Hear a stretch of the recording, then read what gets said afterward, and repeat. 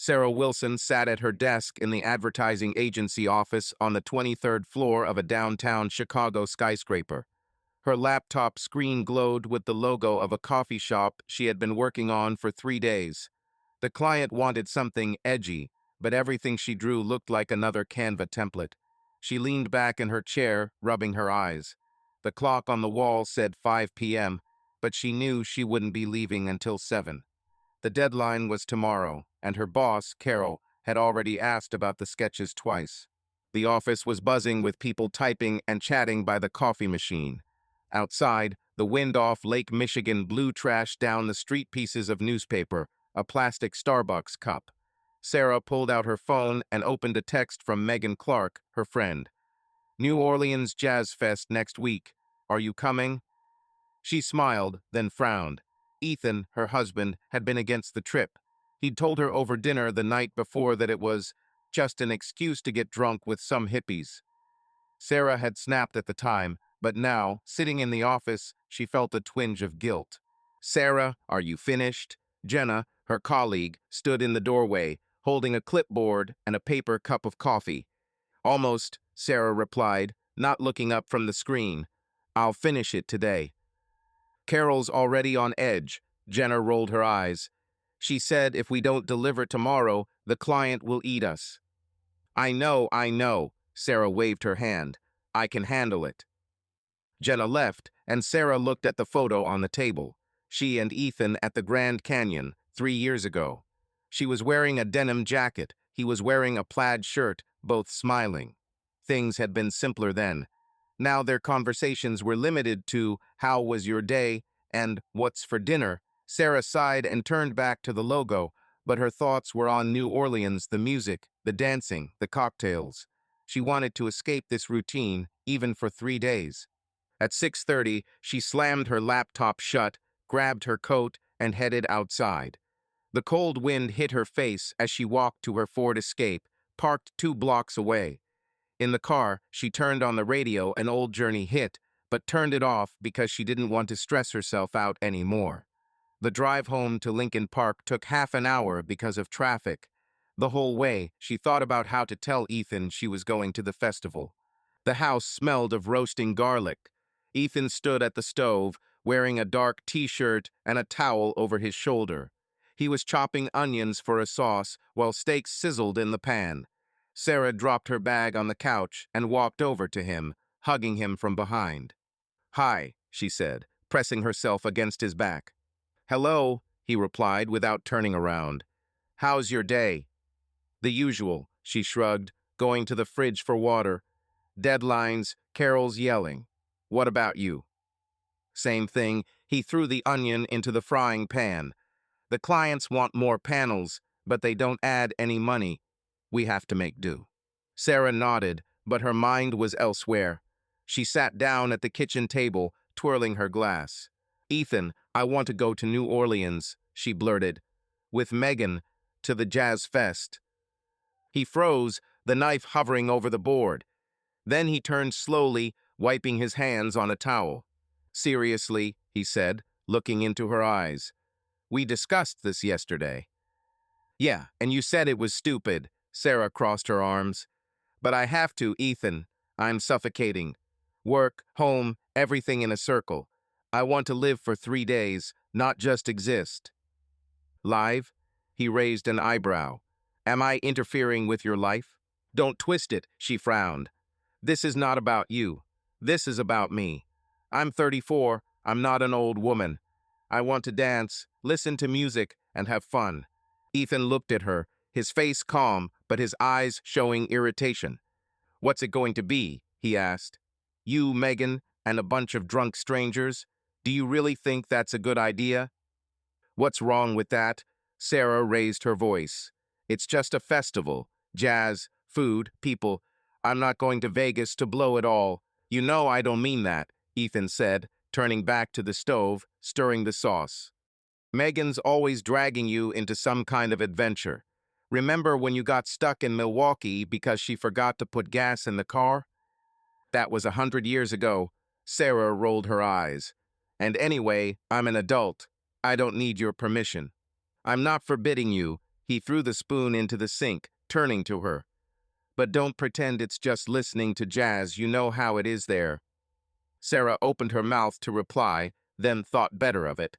She stood up, grabbed her drink, and walked into the bedroom, slamming the door a little louder than she'd intended. Lying on her bed, she opened Instagram. Megan had posted a story: Bourbon Street, neon signs, a crowd wearing beads. Sarah stared at the screen and imagined herself there in a flowing dress, holding a drink, laughing. She texted Megan, "I'm coming." Ethan came in half an hour later, knocking. He sat on the edge of the bed, looking at the floor. "Sarah, I don't want to fight," he said quietly. "If that's what you want, go ahead. Just be careful, okay?" She looked at him. His face was tired but sincere. Guilt pricked her, but she brushed it aside. "Okay," she nodded. "I'll be careful. I promise." He nodded and walked out, closing the door. Sarah lay there, staring at the ceiling. She hadn't meant to do anything like that. Just 3 days of freedom. It wasn't a crime. The week passed in a flurry. Sarah finished her sketches, got Carol's approval, and began packing her suitcase. Jeans, tops, a sun hat, a couple of dresses. Ethan didn't bring up the festival, but his silence was telling. He left for work early, came home late, immersed in his project, some kind of solar power plant. Sarah tried not to think about it. She wanted to focus on the trip, on Megan, on the music. The night before she left, she found Ethan in the living room. He was sitting on the couch, leafing through a project report, wearing the glasses he only wore at home. "I'm leaving tomorrow morning," she said, standing in the doorway. "I'll be back on Monday." "Yeah," he nodded without looking up. "Good luck." "Ethan," she stepped closer, "can you at least tell me to have fun?" He took off his glasses and looked at her. His face softened, but only for a second. "Have fun, Sarah," he said. "Really, just don't do anything stupid, okay?" "I won't," she smiled, but something inside her tensed. She turned and went to pack the last of her things. In the morning, Megan picked her up in her old Volkswagen Beetle, filled with bags and two of her friends, a guy named Zach and a girl named Kelly. The car smelled of coffee and cigarettes, the radio blaring Louis Armstrong. Sarah got into the back seat, throwing her backpack in the trunk. "Ready for an adventure?" Megan turned to her, grinning. Her hair was pulled back into a messy bun, and huge earrings dangled from her ears. "Yeah," Sarah nodded, looking out the window. "Let's go." "Hey, relax," Megan clapped her on the shoulder. 3 days of no work, no husbands, no problems, just jazz and margaritas. Sarah laughed, but her eyes fell on her phone. Ethan hadn't texted. She opened his contact, started to type, "I'm in the car, heading to the airport soon," but deleted it. Instead, she turned off the screen and looked at the road. The car sped toward the airport, and with each mile, Sarah felt the routine of Chicago slipping away. She hadn't known that these 3 days would change everything. "So, what's the plan?" Zach turned from the front seat, holding an energy drink. "I'm all for finding the best cocktail bar first." "And jambalaya," Kelly added, scrolling through her phone.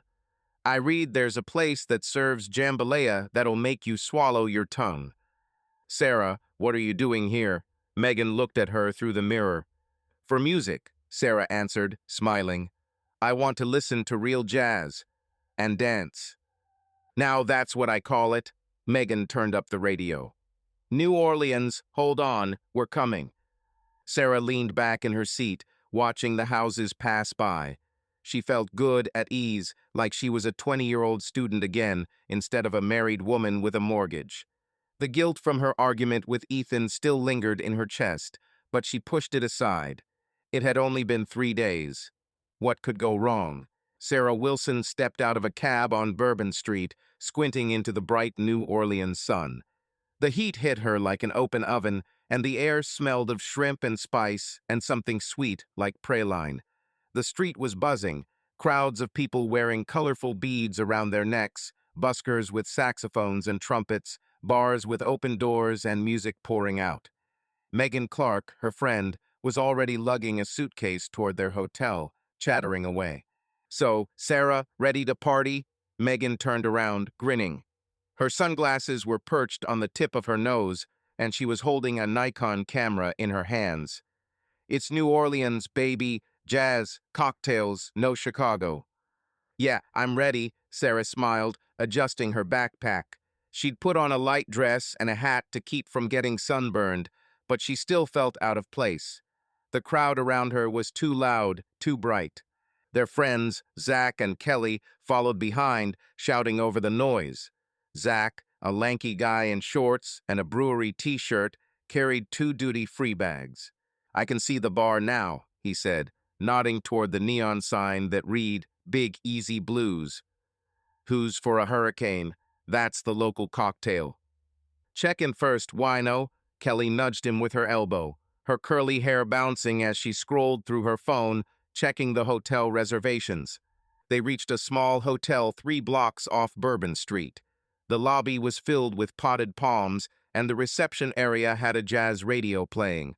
Sarah threw her backpack into the room, a bed, an old air conditioner, a window overlooking an alley, and changed into jeans and a top. Megan burst in 10 minutes later, wearing a sundress and a camera around her neck. Come on, Sarah, she said, grabbing her hand. There's a band playing outside. I want to pick them up. And we need a drink. You're all tense as if you came out of the office. I'm not tense, Sarah rolled her eyes, but followed her.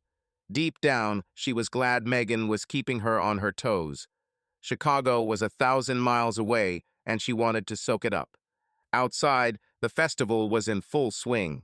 A jazz band, a saxophone player, a trumpeter, and a drummer was playing in the corner, and a crowd had gathered. Megan immediately began snapping away, making her way closer. Sarah stood nearby while Zach and Kelly argued over where to get something to eat. I'm all for gumbo, Zach said, looking at the diner's sign. Or jambalaya. What do they even eat here? Anything with shrimp. Kelly poked him in the side. Sarah, are you with us or Megan? With Megan, Sarah replied, nodding toward her friend, who was already chatting with a street artist. Catch up with us. Megan finished filming and dragged Sarah into a bar across the street. It was dark inside and smelled of rum and lemon. Behind the bar stood a guy in his mid-20s with short dark hair and a light stubble. His white shirt was rolled up to his elbows, and his smile looked like it came straight out of a toothpaste commercial. Welcome to the Crescent Moon, he said with a slight southern accent. What are we drinking? 2 hurricanes, Megan slapped her palm on the counter. And make them strong, we're from Chicago. We need to catch the local vibe. Chicago, huh? The guy grinned, taking out a shaker. We've come a long way. A festival? Yeah, Megan nodded. I'm Megan, this is Sarah. We're here for some jazz and partying. Lucas, he extended his hand, looking at Sarah. Bartender, actor, local guide if needed. Sarah shook his hand, feeling her cheeks burn. He was handsome, too handsome, and he looked her straight in the eye. Hi, she said, quickly looking away. Just Sarah, no titles. Not yet, Lucas winked, setting the cocktails in front of them. Drink up, it's a New Orleans classic. Rum, fruit, a little magic. Sarah took a sip. The drink was sweet, with a strong alcoholic taste. Megan was already chatting with Lucas, asking where the best place to listen to music was. There's a place on Frenchman Street, he said, wiping down the counter. Less tourists, more local bands. I'll be off work in a couple of hours. I can show you. Oh, we need you, Megan nudged Sarah. Sarah, tell her we're coming. Maybe, Sarah shrugged, hiding her smile behind her cocktail. Her phone vibrated a text from Ethan. Flight okay? She replied. Yeah, everything's okay, and put the phone away. An hour later, she and Megan were on their 3rd drink. Zach and Kelly joined them, ordering beers and a plate of nachos. The bar filled up, the music on the speakers giving way to a live band in the corner. Sarah felt the alcohol relaxing her. She laughed at Zach's jokes, sang along to a tune she didn't even know. Sarah, you're coming alive. Megan put her arm around her shoulders. I told you, you needed to come here. Maybe you're right, Sarah smiled, finishing her drink. She glanced at Lucas, who was chatting with a client, but he caught her eye and winked. Her stomach clenched, and she quickly looked away. By 10 p.m., the band was playing something slow with a saxophone. Megan dragged everyone to dance. Sarah was reluctant at first, but Zach practically pushed her onto the small dance floor. She moved to the music, feeling the tension in Chicago melt away. Lucas, finishing his shift, approached the group. "You're moving along nicely, Chicago," he said, standing next to Sarah. "I try," she laughed, feeling her face burn. "Do you dance too?" When I'm not mixing cocktails, he took her hand, spinning her around in a playful motion. The crowd around her buzzed. Megan whistled. "Hey, Sarah, come on," she shouted, filming them with her phone. Sarah laughed, but something inside her sank. She thought about Ethan, about his text, about how he had told her to be careful. But the music, the heat, and Lucas's gaze drowned out those thoughts. After the dance, they returned to the bar, where Lucas ordered tequila shots for everyone. "To New Orleans," he said, raising his glass. "To the festival." Megan clinked glasses with him. Sarah drank, wincing with bitterness. By midnight, the bar was starting to empty. Megan, Zach, and Kelly decided to go to another club, but Sarah said she wanted to stay a little longer. "Are you sure?" Megan looked at her, narrowing her eyes. "Don't get lost, okay?" "I'm not lost." Sarah waved her hand. "I'll catch up with you." When they left, Lucas suggested they go up to the balcony of the bar, where it was quieter. They got beers and sat at a small table, looking out at the lights of Bourbon Street. "So, Sarah from Chicago," Lucas said, taking a sip from the bottle. "What brings you here, besides jazz?" "I wanted to escape," she shrugged, looking at the crowd below. "Work, home, I'm sick of it all. I want to feel alive or something." "I understand," he nodded. "I moved here from Alabama. I want to act in films, but for now I mix cocktails." "And what do you do?" "Design," she replied. "Logos, advertising. Nothing special." "Hey, that's cool." Lucas smiled. "You make the world a more beautiful place. Not everyone can do that." Sarah laughed, feeling the warmth of his words. They chatted about movies, music, how Lucas had auditioned for and landed a part as an extra. She told him how she had dreamed of being an artist in college, but had chosen a stable job. "You still can," Lucas said, looking into her eyes. "It's not too late." "Maybe." She looked away, finishing her beer. Her phone was in her bag, and she knew Ethan was probably asleep in their house in Chicago. Guilt pricked her, but she brushed it off. It was just talk. Just a festival. "More beer?" Lucas stood up, nodding towards the bar. "Go ahead," Sarah nodded, smiling. The night had been long, and she didn't want it to end.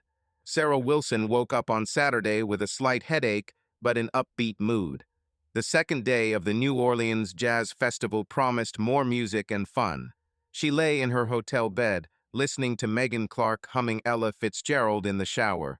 Their hotel room was small, with threadbare carpet and an air conditioner that hummed like a truck. Outside, Bourbon Street was already buzzing with buskers tuning up their instruments and tourists taking photos in front of neon signs. Sarah reached for her phone. Ethan had texted her that morning, "How's the festival going?" "Everything okay?" she replied. "Everything's great. The music's great."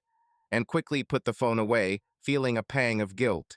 Last night with Lucas, the bartender at the Crescent Moon, was still playing in her head. His smile, his wink, the conversation on the balcony. She knew she'd been flirting, but she told herself it didn't mean anything. It was just a festival, just having fun.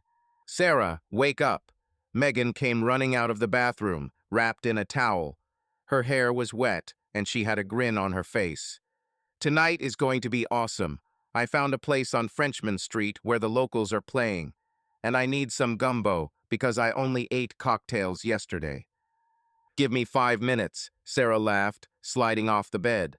She put on shorts, a white top, and sneakers, deciding that a hat was unnecessary today. It was already approaching 30 degrees outside, and she wanted to move lightly. They met Zach and Kelly in the hotel lobby. Zach looked rumpled and red-eyed, but he was still carrying a bottle of water and making jokes about the shots he'd had the night before. Kelly was scrolling through Yelp, researching where to eat. "There's a diner 2 blocks away," she said, holding up her phone. "Gumbo and shrimp po' boys. Who's in?" "I'm in," Sarah nodded. "Just hurry up, I want to listen to music." They reached a small cafe with a peeling sign that read Mama's Creole Kitchen. The place smelled of spices and fried onions. Sarah ordered gumbo, Megan an oyster sandwich. While they ate, Megan chatted about their plans. Busking during the day, bars on Frenchman Street at night. "And you know, that bartender, Lucas," Megan poked Sarah with her spoon, "he had a crush on you last night. Did you see the way he looked at you?" "Stop it," Sarah rolled her eyes, feeling her cheeks burn. "We were just chatting." "Yeah, we did," Megan grinned. "He's cute, huh? Southern accent, movie-style smile. If I wasn't with Zach, I'd go after him myself." "Megan, I'm married," Sarah poked her in the side, but laughed. "And anyway, he's just a bartender." "Yeah, right," Megan winked. "Just relax, Sarah. This is New Orleans. Everyone gets a little crazy around here." Sarah smiled, but something inside her tensed. She thought of Ethan, of his request to be careful. But Megan was right. This was a festival, 3 days of freedom. She wasn't going to do any of that. After dinner, they wandered along Frenchman Street, where music poured out of every bar. Megan snapped pictures of a trumpeter in a straw hat and a dancing couple in bright shirts. Sarah drank cold lemonade from a plastic cup, singing along to the tunes. By 5 o'clock, the heat had become unbearable, and they went into the Blue Note, a bar that was dark, cool, and smelled of rum. 2 hurricanes, Megan ordered from the bartender, then turned to Sarah. "And don't argue, you have to catch up with me." "Okay, but just one." Sarah raised her hands in surrender. She took a sip of her drink, sweet and strong, and felt the tension drain away. They were sitting at the bar, chatting with Zach and Kelly, when Lucas walked into the bar. He was wearing a black t-shirt and jeans, minus his bartender shirt from the night before. When he saw Sarah, he smiled and walked over. "Chicago, are you still here?" he said, sitting down next to me. "I thought you'd run back into the cold by now." "No, we just started," Sarah smiled, feeling her heart beat faster. "Aren't you working today?" "Shift is tonight," he shrugged. "But I know where the party is. There's a party after 10 in one bar. Locals, music, everything is real. You coming?" "Oh, we're in." Megan slapped the counter. "Sarah, tell them we're coming." "We'll see," Sarah shrugged, but her gaze lingered on Lucas. He was too close, and his smile made her stupidly happy. By 8 o'clock, they were at another bar, already on their second drink. A band was playing something fast, with a saxophone and drums. Megan dragged everyone to dance, and Sarah, laughing, followed her. Lucas joined in, moving easily, as if he was born on the dance floor. He took Sarah's hand, spinning her around. "Are you sure you're from Chicago?" he shouted over the music. "You move like a local." "I'll try," Sarah laughed, feeling the alcohol and music carrying her away. She didn't notice Megan winking at Zach, filming them on her phone. After the dance, they went outside to catch their breath. Frenchman Street was buzzing with crowds, lanterns, and the smell of fried oysters. Lucas stood next to Sarah, holding a beer. "Let's go to that party," he said, looking into her eyes. "It's not far, a couple of blocks. It'll be cool." Sarah hesitated, looking at Megan, who was chatting with Kelly. "I don't know, we're with friends." "They can too," Lucas smiled, "but I want you to go." Her cheeks burned. She knew it was a bad idea, but the music, the heat, and his voice drowned it all out. She nodded. "Okay, let's go." Megan smiled when she heard it. "Now that's what I call it," she said, clapping Sarah on the shoulder. "Sarah, you're coming alive. Lucas, lead the way." The party was in a small bar with an outdoor patio. The music was blaring, people were dancing, someone was pouring rum from plastic jugs. Sarah had another drink, then a shot, then another. Lucas was there, joking, touching her arm. They danced, laughed, and eventually found themselves in a corner of the patio where it was darker. "You're great, Chicago," he said, leaning closer, his breath smelling of rum. "You're okay, too," Sarah laughed, feeling everything float away. She wasn't thinking about Ethan, about Chicago, about tomorrow. Only about Lucas, his smile, his hands. He kissed her, and she responded, pressing herself against him. The crowd around them was buzzing, the music drowning out everything. They kissed outside, against the wall of the bar, then Lucas took her hand. "Let's go to my place," he said quietly. "It's not far." Sarah froze. An alarm was ringing in her head, but the alcohol and his gaze drowned it out. She nodded. "Let's go." His apartment was 2 blocks away, on the second floor of an old building. A cramped room with a couch, a Pulp Fiction poster, and scattered guitar strings. Sarah barely noticed the details. They kissed, laughed, and fell on the bed. The night passed in a drunken stupor, and Sarah thought of nothing. She woke up the next morning with a heavy head and a dry mouth. Light was streaming through the curtains. Lucas was asleep next to her, his arm around her waist. Sarah stared at the ceiling, panic washing over her like a bucket of cold water. She had cheated on Ethan. This wasn't flirting, this wasn't talking. This was real. She climbed out of bed carefully, trying not to wake Lucas. Her dress was on the floor, her shoes by the door.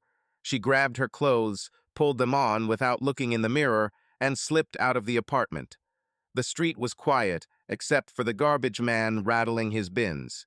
Sarah ran toward the hotel, her heart pounding. In the room, Megan was sitting on the bed, scrolling through her phone. When she saw Sarah, she jumped up. "Oh my God, Sarah, where have you been?" she said, looking her over. "You look like you've been run over by a truck." "I drank too much," Sarah lied, throwing her bag on the floor. "I fell asleep at the bar, then took a taxi. Anyway, everything's okay." Megan narrowed her eyes, but didn't press. "Okay, the main thing is you're alive," she said. "Go take a shower, you're covered in mascara." Sarah nodded and locked herself in the bathroom. She turned on the water so Megan wouldn't heard her sobbing. The mirror showed a disheveled woman with smudged mascara and red eyes. Sarah stared at herself, her hands shaking. "It doesn't count," she whispered. "It was a mistake. I'll forget. Ethan won't know." She repeated it like a mantra as she stood in the shower, letting the water wash away Lucas' scent. But inside, she knew this night wouldn't go away that easily. Sarah Wilson sat in a taxi, looking out the fogged-up window at the gray streets of Chicago. She had landed from New Orleans an hour ago, and she still felt like she'd been put through a meat grinder. She was fiddling with the saxophone magnet she'd bought for Ethan at the airport gift shop. She thought it would make her look normal, like the 3 days of the festival had just been a fun trip instead of a disaster she'd caused. She practiced smiling at herself in the taxi mirror, but it always came out forced. The Lincoln Park house greeted her with silence. Ethan was at work, and Sarah was glad of that. She needed time to get ready. She dropped her backpack in the entryway, put the magnet on the fridge, and went to shower. The hot water washed away the smell of the plane, but not the guilt that had been sitting in her chest like a stone. The night with Lucas, his apartment, his hands had all floated through her mind like scenes from someone else's movie. She told herself it was a mistake that Ethan would never know, but every time she closed her eyes, she saw Lucas, his smile, his damn southern accent. By 5 o'clock, she'd unpacked, thrown the laundry in the washer, and made coffee. Ethan was due home in an hour. Sarah put on jeans and a sweater to look casual and sat at the kitchen table, scrolling through her phone. Megan had sent her photos from the festival. Sarah dancing, Sarah with a cocktail, Sarah laughing. One was of her with Lucas, his arm around her shoulder. Sarah quickly deleted the photo, her heart pounding. She texted Megan, "These are awesome, but don't post them, okay?" The door clicked and Ethan walked in. He was wearing a dark shirt, carrying a briefcase, his hair slightly tousled by the wind. Sarah jumped up, trying to smile. "Hello," she said, coming up to him. "I'm home." "I see," he nodded, putting his briefcase by the door. "How was your flight?" "It's fine," she shrugged, hugging him. He hugged her back, but it was reserved, not like before. The festival was cool. The music, the food, everything. "Yeah," Ethan walked into the kitchen, opening the refrigerator. "What did you buy?" "Here," Sarah pointed to the magnet. "For you, a saxophone, just the way you like it." He looked at the magnet, smiled slightly, but without warmth. "Thank you," he said, taking out a bottle of water. "Tell me what happened." Sarah hesitated as she sat down at the table. She was afraid that her voice would give her away, but she began to speak, trying to sound cheerful. "Well, jazz everywhere, bands in the streets," she said. "We ate gumbo, danced. Megan, as always, dragged us to bars. Bourbon Street is something, with the crowds, the neon, everyone wearing beads. It sounds noisy." Ethan sat down opposite her, looking at her. His eyes were calm, but Sarah felt like he was noticing something. "Aren't you tired?" "A little," she looked away, swirling her mug. "But it was worth it. I haven't had this much fun in a long time." "I see," he nodded, finishing his water. "Okay, I'm going to shower. I have a presentation tomorrow. I need to prepare." "Okay," Sarah smiled, but her insides sank. Ethan went into the bathroom, and she sat there, listening to the water running. He was polite but distant, like there was a wall between them. She hoped it was just her paranoia. The next day, Sarah went to the office. The agency was buzzing. Phones were ringing, someone was arguing at the printer. She sat down at her desk, opened Photoshop, and began working on a new sketch for a client, a pizza chain. Work was her salvation. If she was drawing, she wasn't thinking about Lucas, about his apartment, about waking up next to him. But every time she closed her eyes, the image came back. "Sarah, are you alive?" Jenna, her colleague, plopped down on the chair next to her, holding her coffee. After the festival, everyone's usually like zombies. "Alive," Sarah chuckled, not looking up from the screen. "Just a deadline." "Tell me, how's it going?" Jenna sipped her coffee. "New Orleans, jazz, all that. Did you find yourself a hot musician?" "Ha, no," Sarah forced herself to laugh. "Just music and cocktails. Megan dragged us to all the bars. I barely survived." "Megan's a hurricane," Jenna shook her head. "And Ethan, wasn't he mad that you left?" "It's fine," Sarah shrugged, feeling her throat tighten. "He's used to me hanging out with Megan." Jenna nodded and left, and Sarah stared at her screen. She worked until 7, then 8, just to avoid going home and thinking about Lucas. But she still ended up in the car, listening to some blues on the radio. At home, Ethan was watching the news on the couch with his laptop. "It's been a long time today," he said, without looking up from the screen. "Yes, the client is picky." Sarah dropped her bag and sat down next to him. "Want to order pizza?" "Yes, I can," he nodded. "I'm for pepperoni." She ordered pizza through an app, trying to act normal. They ate, talking about work, about his solar power plant project. But every time Ethan looked at her, Sarah felt like he was suspicious. Or was it her fault for painting her with nonsense? That night, she lay awake, staring at the ceiling. Ethan slept beside her, his breathing even. She thought of Lucas, his voice, his bed. She felt sick to her stomach. She rolled over, eyes closed, and promised herself that she would stay in New Orleans. No one would know. A couple of days later, Megan called while Sarah was in her office. She went out into the hallway to answer. "Hey, how are you?" Megan's voice was cheerful, but with a hint of concern. "Back to your boring life?" "Yeah," Sarah chuckled, looking at the wall of posters. "Work, home, everything's the same. And you?" "Hanging out, as usual," Megan laughed. "Listen, should I send you some pictures from the festival? There's a couple with you and that bartender, Lucas. They turned out great." "Don't," Sarah said too quickly, her heart pounding. I mean, don't post them, okay? I just don't want Ethan to see them. He's not thrilled about the trip anyway. Oh, come on, Megan chuckled. Although, Kelly said she saw you with some guy last night. Not Lucas, by any chance. What? Sarah clutched her phone. No, it's nothing. I was just dancing. Everyone was hanging out. Tell Kelly not to talk, okay? Okay, relax. Megan clearly sensed her panic. I'll talk to her.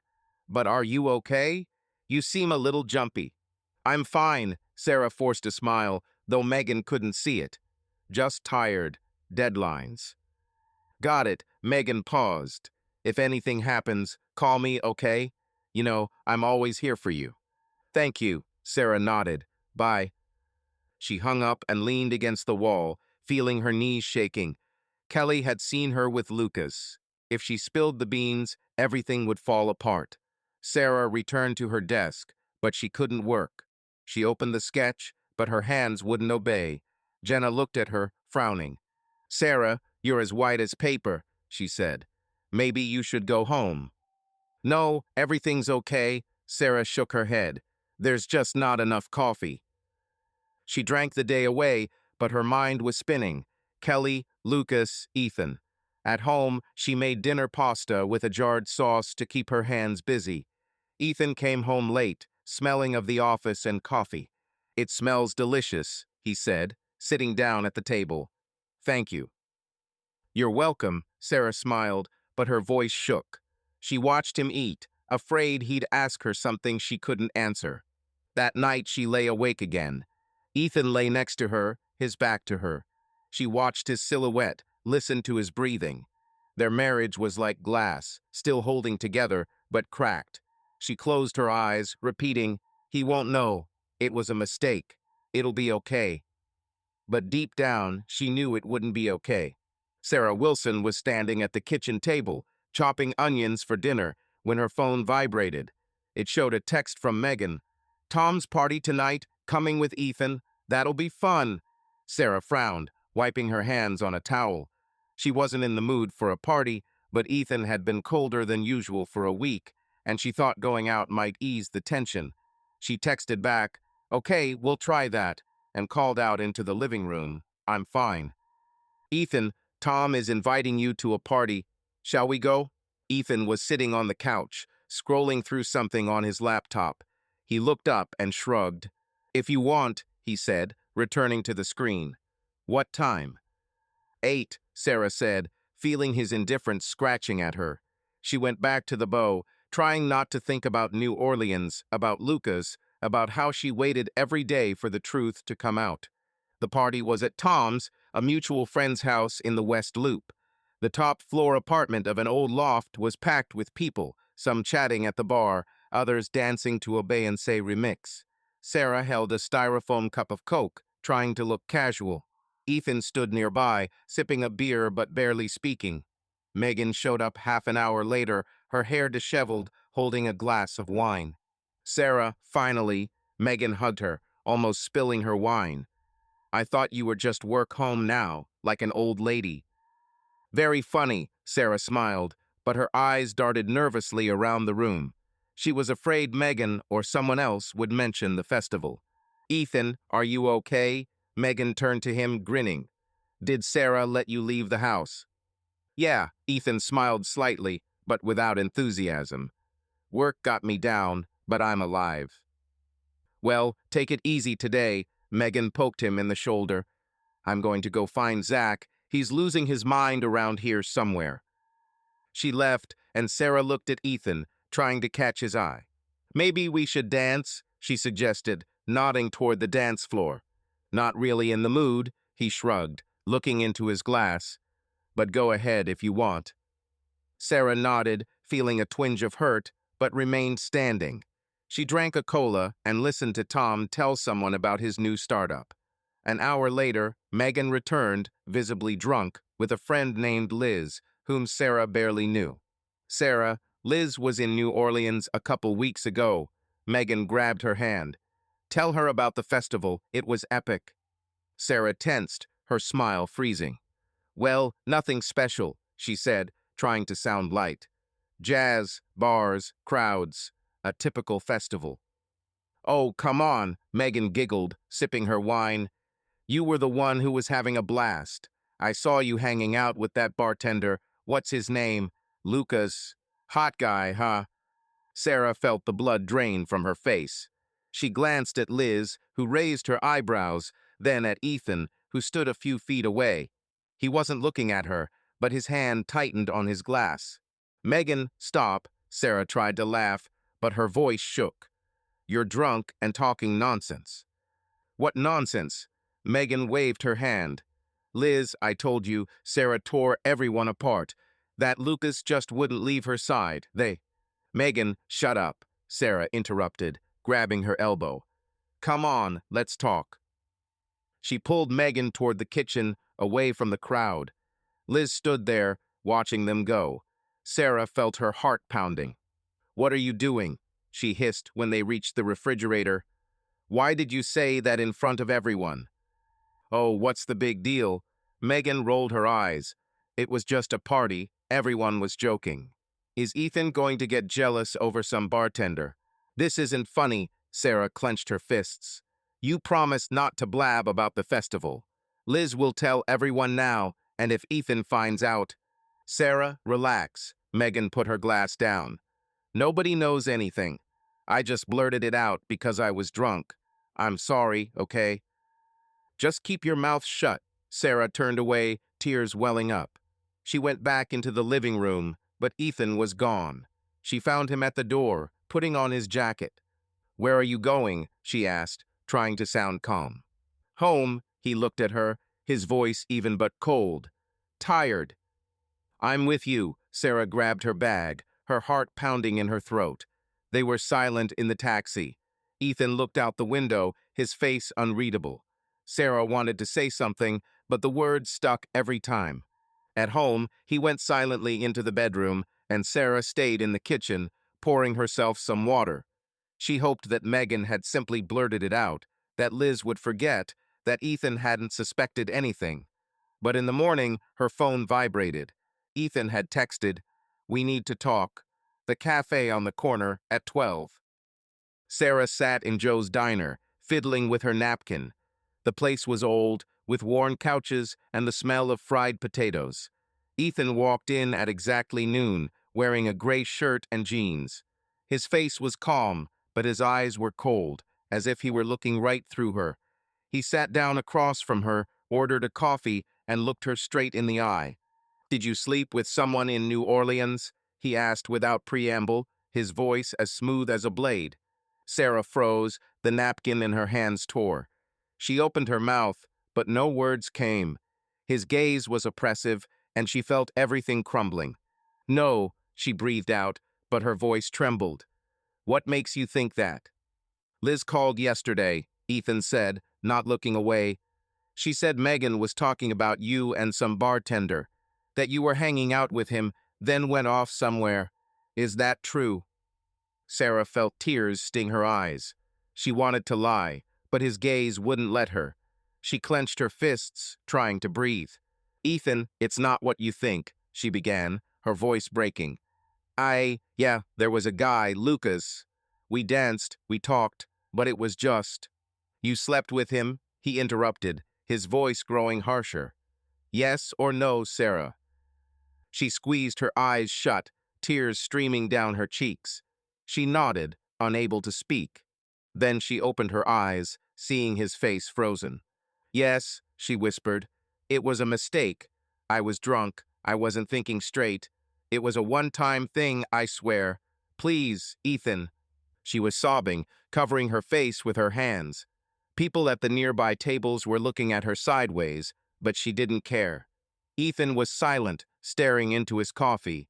His fingers were clenched around his mug so tightly that his knuckles were white. I didn't mean to, Sarah continued, wiping away tears. It was stupid. I was drunk. He was just there. And I don't know why. Please forgive me. I'll do anything. Ethan was silent for a long moment. Then he leaned back in his chair, his face unreadable. This is how it's going to be, he said finally, his voice as cold as a winter wind. No parties, no trips with Megan. I get full access to your phone, your social media, everything. You go to every family dinner, every event, no questions asked. One mistake, Sarah, one, and I'm gone. Understand? Sarah nodded, tears still flowing.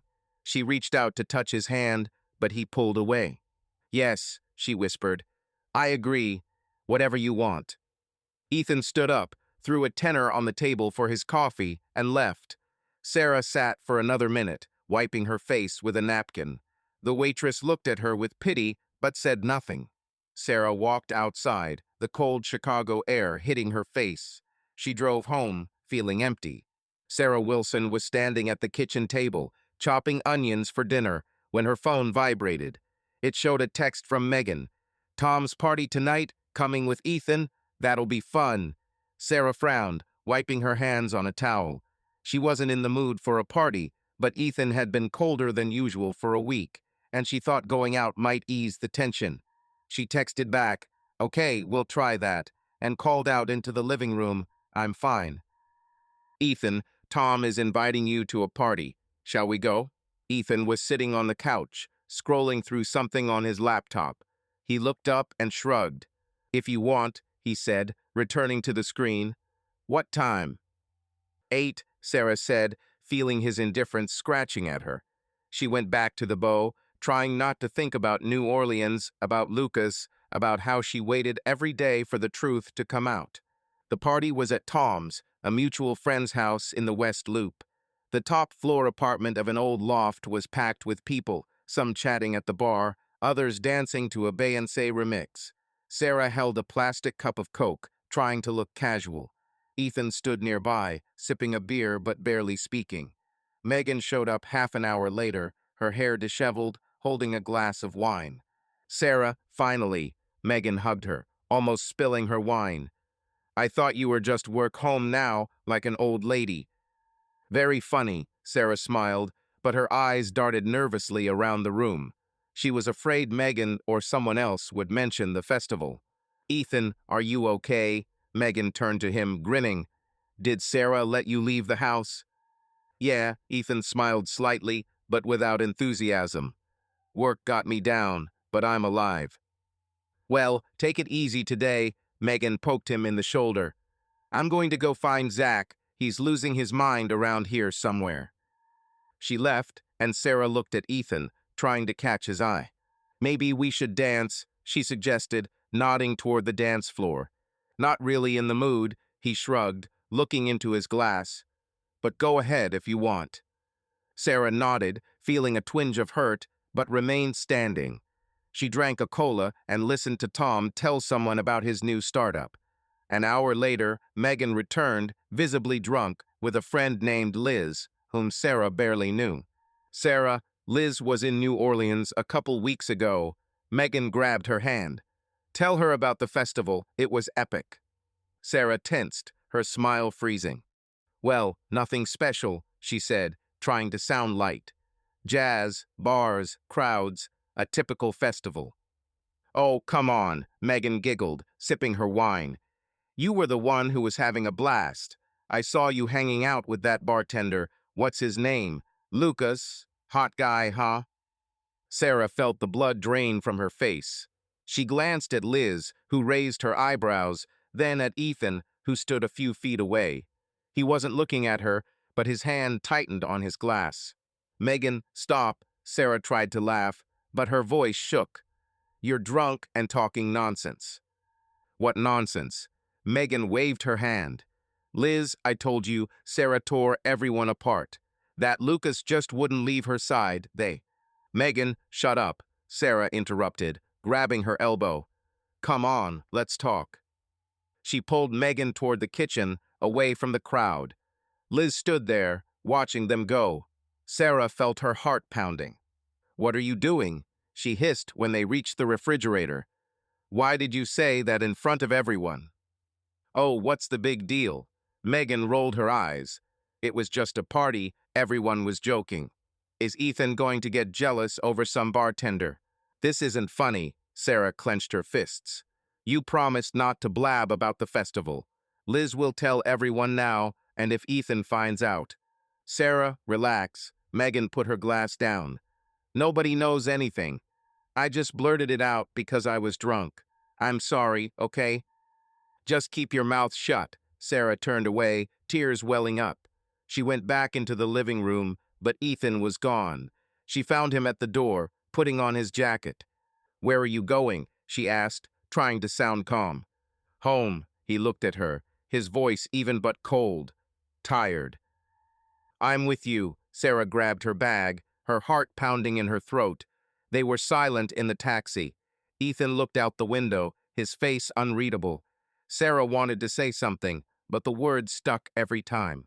At home, he went silently into the bedroom, and Sarah stayed in the kitchen, pouring herself some water. She hoped that Megan had simply blurted it out, that Liz would forget, that Ethan hadn't suspected anything. But in the morning, her phone vibrated. Ethan had texted, "We need to talk. The cafe on the corner at 12. Sarah sat in Joe's diner, fiddling with her napkin. The place was old, with worn couches and the smell of fried potatoes. Ethan walked in at exactly noon, wearing a gray shirt and jeans. His face was calm, but his eyes were cold, as if he were looking right through her. He sat down across from her, ordered a coffee, and looked her straight in the eye. "Did you sleep with someone in New Orleans?" he asked without preamble, his voice as smooth as a blade. Sarah froze, the napkin in her hands tore. She opened her mouth, but no words came. His gaze was oppressive, and she felt everything crumbling. "No," she breathed out, but her voice trembled. "What makes you think that?" "Liz called yesterday," Ethan said, not looking away. "She said Megan was talking about you and some bartender, that you were hanging out with him, then went off somewhere. Is that true?" Sarah felt tears sting her eyes. She wanted to lie, but his gaze wouldn't let her. She clenched her fists, trying to breathe. "Ethan, it's not what you think," she began, her voice breaking. Yeah, there was a guy, Lucas. We danced, we talked, but it was just—" "You slept with him?" he interrupted, his voice growing harsher. "Yes or no, Sarah?" She squeezed her eyes shut, tears streaming down her cheeks. She nodded, unable to speak. Then she opened her eyes, seeing his face frozen. "Yes," she whispered. "It was a mistake. I was drunk. I wasn't thinking straight. It was a one-time thing, I swear. Please, Ethan." She was sobbing, covering her face with her hands. People at the nearby tables were looking at her sideways, but she didn't care. Ethan was silent, staring into his coffee. His fingers were clenched around his mug so tightly that his knuckles were white. "I didn't mean to," Sarah continued, wiping away tears. "It was stupid. I was drunk. He was just there, and I don't know why. Please forgive me. I'll do anything." Ethan was silent for a long moment. Then he leaned back in his chair, his face unreadable. "This is how it's going to be," he said finally, his voice as cold as a winter wind. "No parties, no trips with Megan. I get full access to your phone, your social media, everything. You go to every family dinner, every event, no questions asked. One mistake, Sarah, one, and I'm gone. Understand?" Sarah nodded, tears still flowing. She reached out to touch his hand, but he pulled away. "Yes," she whispered. "I agree. Whatever you want." Ethan stood up, threw a tenner on the table for his coffee, and left. Sarah sat there for another minute, wiping her face with a napkin. The waitress looked at her with pity, but said nothing. Sarah walked outside, the cold Chicago air hitting her face. She went home feeling empty. The house was quiet. Ethan was in the living room, watching TV, but the sound was off. Sarah went into the bedroom and lay down on the bed, still dressed. She heard him come in later, but he didn't lie down next to her. In the morning, she found him on the couch, asleep, his back to the wall. She stood in the doorway, looking at him, and knew that their marriage was now a thin thread ready to break. Sarah Wilson stood at the stove, stirring spaghetti sauce. The smell of tomatoes and basil filled the Lincoln Park house, but her mind was elsewhere. It had been a week since the conversation at the coffee shop where Ethan had learned of her infidelity in New Orleans. His words, "one mistake, and I'm gone," played in her head like a broken record. She had quit drinking, given him her phone and social media passwords, and hadn't even argued when he said they were going to his parents' house for dinner on Saturday. Sarah tried to be the perfect wife, but every day she felt Ethan drifting away. "Is dinner ready?" Ethan walked into the kitchen, wearing a gray t-shirt and jeans. He looked tired but fit, like he'd been running more often. "Yes, almost," Sarah smiled, placing the plates on the table. "Spaghetti with meat sauce, your favorite." "Thank you," he nodded, sitting down. His voice was even emotionless. He picked up his fork and began to eat without looking at her. Sarah sat across from him, twirling spaghetti on her fork. She wanted to speak, to ask about his day, but his silence was oppressive. She cleared her throat, deciding to give it a try. "How's work?" she asked, looking at him. "Is the project progressing?" "It's fine," Ethan shrugged, not looking up. "A lot of edits, but we're getting by." "Is this the solar station?" Sarah tried to sound interested. "You said it was big." "Yeah," he nodded, chewing. "If everything works out, there will be a big contract." "Cool," she smiled, but he didn't answer. There was silence, just the sound of forks hitting plates. Sarah swallowed, feeling her throat tighten. She wanted him to look at her, to say something warm, but he was like a wall. After dinner, Ethan went into the living room and turned on the TV. Sarah washed the dishes, listening to a reporter on the news talk about the weather. She dried her hands and went to the living room door. "Do you want coffee?" she asked, looking at his silhouette. "No, I'm fine," he replied without turning around. Sarah nodded and went back into the kitchen. She poured herself a water, sitting at the table. Her phone was open next to her, so Ethan could check her messages, her email, everything. She didn't mind, but every time he took her phone, her heart sank. She was afraid he'd find something, even though she'd deleted every trace of New Orleans, her photos, her chats with Megan, even her browser history. On Saturday, they drove to Ethan's parents' house in suburban Evanston. The house was large, with a neat lawn and an American flag on the porch.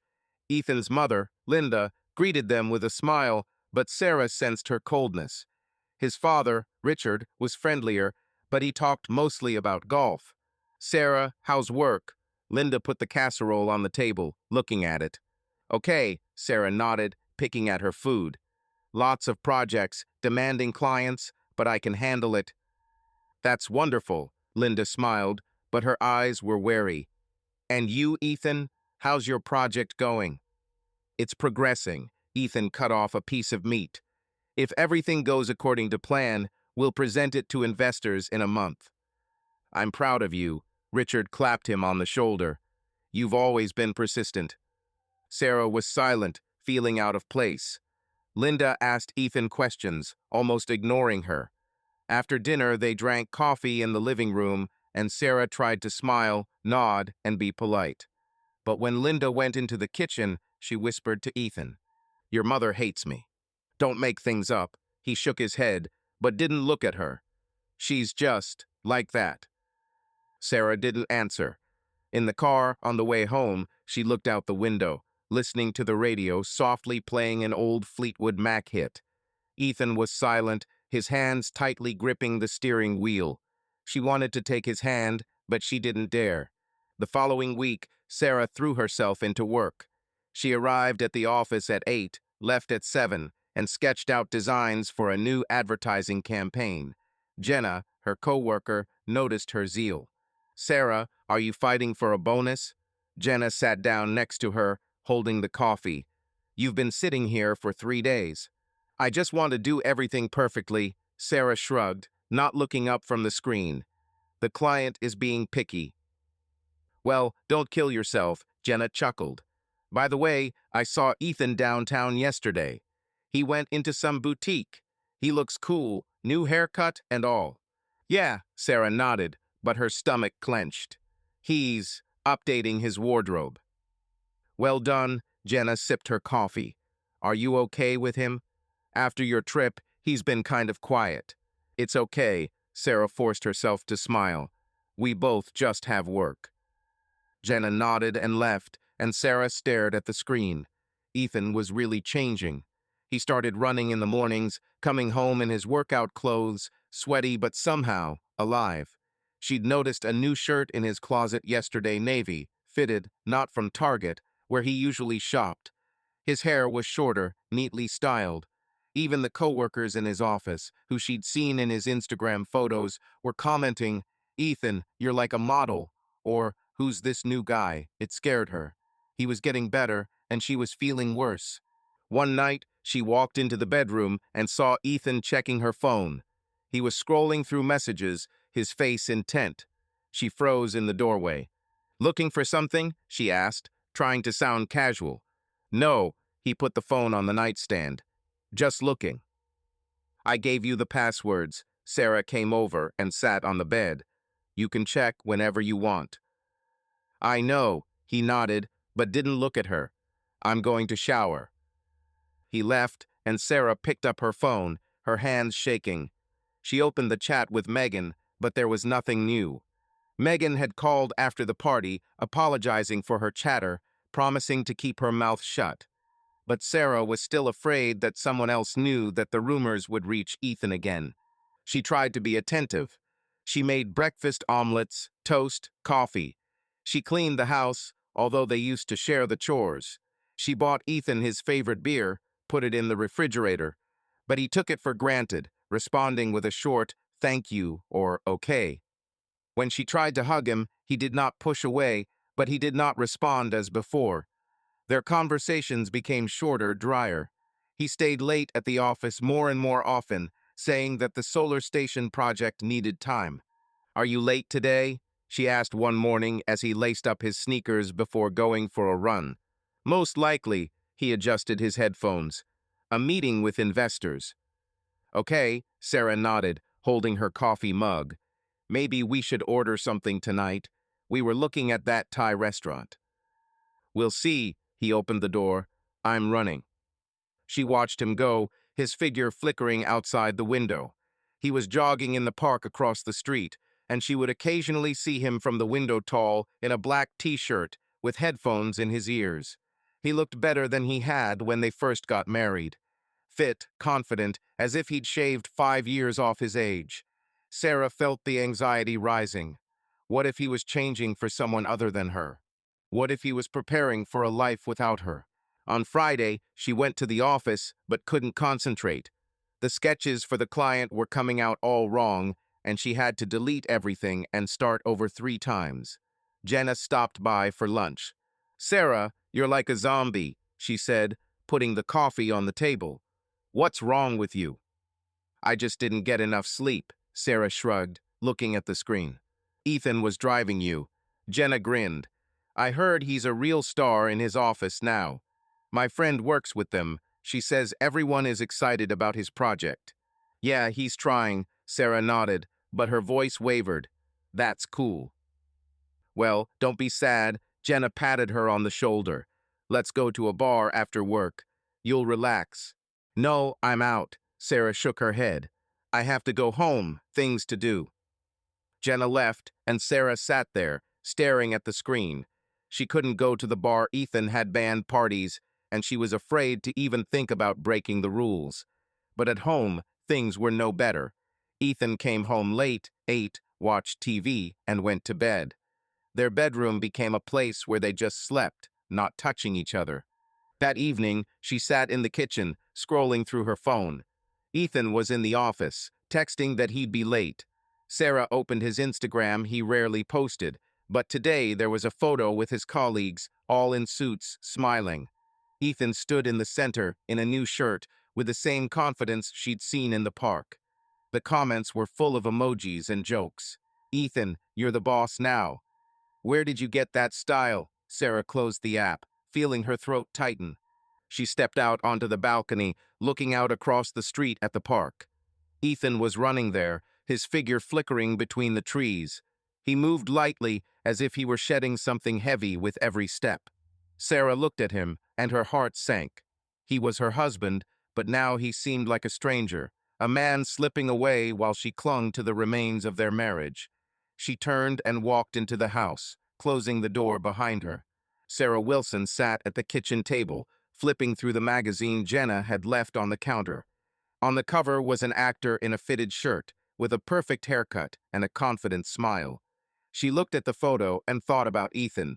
He had changed so much in the last few weeks that sometimes she felt like he was someone else, not her husband. He had joined a gym, bought new shirts from Nordstrom, not Target, and even changed his glasses to trendy ones with thin black frames. Sarah tried to be happy, but every step he took forward felt like a step away from her. Ethan walked into the kitchen, holding his phone. He was wearing a dark blue shirt, the sleeves rolled up, his hair neatly combed. Sarah noticed how his shoulders had broadened and his waist had narrowed. The gym was clearly in use. "I'm going to a meeting," he said, pouring coffee into a thermos. "I'll be back late." Again, Sarah looked up, trying to sound casual. "This is the third week you've been out every night." "The project," he shrugged, screwing the lid on the thermos. "Investors are putting pressure on us. We need to close the deal." "Got it," she nodded, turning the magazine over in her hands. "Maybe we can order something when you get back. Sushi." "We'll see." Ethan took the keys from the table. "Don't wait if anything happens." He left, slamming the door. Sarah sat there, listening to the clock tick. She knew he wasn't lying about the job. His solar power plant project was a buzzword in the office, and he often brought home folders of plans. But his coldness was killing her. Ever since he'd learned of her infidelity in New Orleans, he'd been different. Not mean, not rude, just distant, as if she were a neighbor, not a wife. Sarah went to the office, where everything was business as usual. Calls, sketches, Carol, the boss demanding edits. Jenna came by at lunch, holding a salad from Whole Foods. "Sarah, have you seen Ethan lately?" Jenna sat on the edge of the table, chewing. "I saw him downtown yesterday, near Macy's. He looks like he's from a magazine now, honestly." "Yeah," Sarah grinned, looking at the screen. "He goes to the gym, bought new clothes." "Good job," Jenna nodded. "My Brian always wears just a t-shirt, and Ethan is just, I don't know, a model. The girls in the office were talking about him when he came to pick you up last week." "Seriously?" Sarah raised her eyebrows, her voice wavering. "What did they say?" "Like, who's that hottie?" Jenna laughed. "Relax, Sarah. It's a compliment. You're his wife. Be proud." "Yeah," Sarah nodded, but her insides twisted. She'd seen the way women looked at Ethan. Yesterday at the supermarket, when they were buying groceries, the mid-20s cashier smiled at him as if Sarah wasn't there.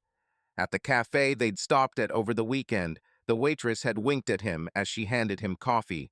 Sarah tried not to notice, but every glance cut her like a knife. Ethan started going to office parties and happy hours she wasn't invited to. On Wednesday, he came home at 11, smelling of beer and cologne. "Where were you?" Sarah asked, sitting on the couch with her laptop. "At the bar with colleagues." He took off his jacket, hanging it on a chair. "We were discussing the project." "Why didn't you invite me?" She closed the laptop, looking at him. "I would have gone." "It's work, Sarah." He looked at her, his voice even. "You'd be bored. All talk about engineering." "I could endure it," she shrugged, trying to smile. "I want to be with you." "Maybe another time." He went into the bathroom, closing the door. Sarah sat there, feeling her words hanging in the air. She knew he wasn't lying, but his excuses sounded like a refusal. He didn't want her there. The next day, she decided to try to get closer. In the morning, when Ethan was getting ready for his run, she said, "Ethan, how about I go to the gym with you?" She stood in the kitchen, holding the coffee. "It'll be fun. We'll work out together." He was tying his sneakers and looked at her, frowning slightly. "I don't think that's a good idea," he said, adjusting his headphones. "I need my space, Sarah. I go there to, well, focus." "I see," she nodded, her smile freezing. "I just thought it would be cool." "Maybe later." He opened the door. "I'm running." Sarah watched him go, his figure flickering outside the window. She set her mug in the sink, feeling her throat tighten. He didn't want her around, not at the gym, not at parties, not even at home, where he was now more silent than vocal. That evening, she went to the supermarket to buy groceries. Ethan was at yet another happy hour, and she decided to cook something special, maybe steak, to surprise him. In the store, she was pushing a cart, looking at the shelves, when she noticed a woman in the next aisle. She was about 30, wearing a tight dress, and was looking at Ethan, who was standing by the wine rack. Sarah froze. Ethan didn't notice the woman, but her gaze was so frank that Sarah felt the blood rush to her face. She quickly walked over to him. "Found something?" she asked, trying to sound calm. "Yes, this one." He showed a bottle of Cabernet. "Is it good for dinner?" "Yeah," she nodded, glancing at the woman who was already gone. Ethan didn't notice, but Sarah couldn't calm down. She knew he wasn't flirting, but those looks, those smiles from strange women, they were everywhere. At home, she cooked steaks, but her thoughts were on Ethan. He returned at 10, wearing a dark jacket and a new shirt. Sarah set the plates on the table and smiled. "Hungry?" she asked, pouring wine. "I made steaks, just the way you like them." "Thank you." He sat down, looking at the food. "It looks delicious." They ate, chatting about small things, the weather, work, the news. But his answers were short, as if he was somewhere else. After dinner, he went into the bedroom, saying he needed to check his mail. Sarah stayed behind to clean up, putting dishes in the dishwasher. She picked up his jacket to hang in the closet and noticed something on his lapel, a long blonde hair. Her hair was dark and short. This was blonde and long, clearly not hers. Sarah froze, holding the jacket. She stared at the hair, feeling her heart pound. Was it from someone at the bar? A coworker? The waitress? Her thoughts swirled in her head. She wanted to ask, but she knew he would brush it off. She carefully removed the hair, threw it in the trash, and hung up the jacket. But her suspicions were already taking root. The next day she went to the office, but she couldn't concentrate. The sketches for the client were coming out awry, and Carol had already asked for redos twice. Jenna came to her at lunch, holding a sandwich. "Sarah, what's wrong with you?" she asked, sitting down next to me. "Didn't get enough sleep again?" "Yeah, something's not going well," Sarah shrugged, looking at the screen. "Ethan was driving you." Jenna grinned. "I heard he's hanging out at all these corporate parties now. My friend from their office says half the girls there are into him." "Seriously?" Sarah looked at her, her voice shaking. "And what, out in the open?" "Well, not exactly," Jenna shrugged. "But you know, he's so charismatic now. New style, gym. Chicks love that." "Got it," Sarah nodded, her stomach clenching. She turned back to the screen, but Jenna's words were spinning in her head. The hair on his jacket, the looks the women gave him, his excuses. What if he wasn't just working? What if he was getting revenge on her for New Orleans? Ethan came home late that evening, wearing a new shirt and smelling of cologne. Sarah was sitting on the couch watching a TV series, but couldn't hear what they were talking about. "How was the meeting?" she asked, looking at him. "It's fine." He took off his jacket, hanging it on a chair. "I'm tired. I'll go to bed." "Ethan," she stood up, stepping toward him. "Maybe we could go somewhere this weekend. To a movie or that Italian restaurant." "We'll see," he nodded, but his eyes were empty. "Good night." Sarah Wilson sat on the couch, scrolling through Ethan's Instagram while he showered. The water was running behind the closed bathroom door, and she knew she had about 10 minutes to check his phone. She hated herself for it, but she couldn't stop. Ever since she'd found the blonde hair on his jacket, her suspicions had been growing. She'd seen Emily Reed in photos from his company events, stylish blondes in tight dresses, always at Ethan's side, smiling like she knew something Sarah didn't. Emily was a project manager at his company, and her name kept popping up in his stories. Sarah picked up Ethan's phone from the coffee table and typed in the password. He hadn't changed it after he'd forced her to open his. She opened his messages, scrolled through the chats. Work groups, a few texts from his friend Tom about football, nothing suspicious. She checked her email all about the solar station, blueprints, meetings. Then Instagram, but there were only pictures of colleagues, with Emily standing next to him, her hand occasionally touching his shoulder. Nothing obvious, but Sarah felt her stomach clench. She put the phone back when she heard the water in the shower go quiet. Ethan came into the living room, toweled in, hair wet. He looked better than ever, trim, with a light stubble, and new glasses that made him look like an actor. Sarah forced herself to smile. "It's late," she said, nodding at the clock. "Do we have to get up early tomorrow?" "Yeah," he nodded, taking the phone. "The meeting is at 9. Are you okay?" "Fine," she shrugged, looking at the TV, where some series about doctors was on. "I'm just tired." "Go to bed," he said, walking into the bedroom without looking at her. Sarah sat there, feeling her paranoia grow. She hadn't found anything on his phone, but that only made it worse if he was hiding something. He was doing it cleverly. The next day, she went to the office, but work was not going well. The sketches for a new client, a chain of fitness clubs, were boring, and Carol had already hinted that Sarah was out of shape. Jenna, as always, came in at lunchtime, holding a Starbucks coffee. "Sarah, haven't you slept at all?" Jenna plopped down on a chair, eyes like a panda. "Ha, thanks," Sarah chuckled, looking at the screen. "Just a deadline." "Yeah, right." Jenna sipped her coffee. "Listen, I saw Ethan in a photo from their office party. He was there with some blonde, Emily, right? Who is she, a colleague?" "Yes, the project manager," Sarah answered too quickly, her voice shaking. "They work together." "Well, she's just clinging to him," Jenna chuckled. "No, I didn't mean that. It's just, office parties, everyone's so friendly." "Yeah," Sarah nodded, but her hands were clenched around the mouse. She opened Instagram, found the photo Jenna had mentioned. Ethan and Emily were standing at the bar. She was laughing, touching his elbow. It wasn't obvious, but Sarah felt the blood rush to her face. "Are you okay?" Jenna looked at her, frowning.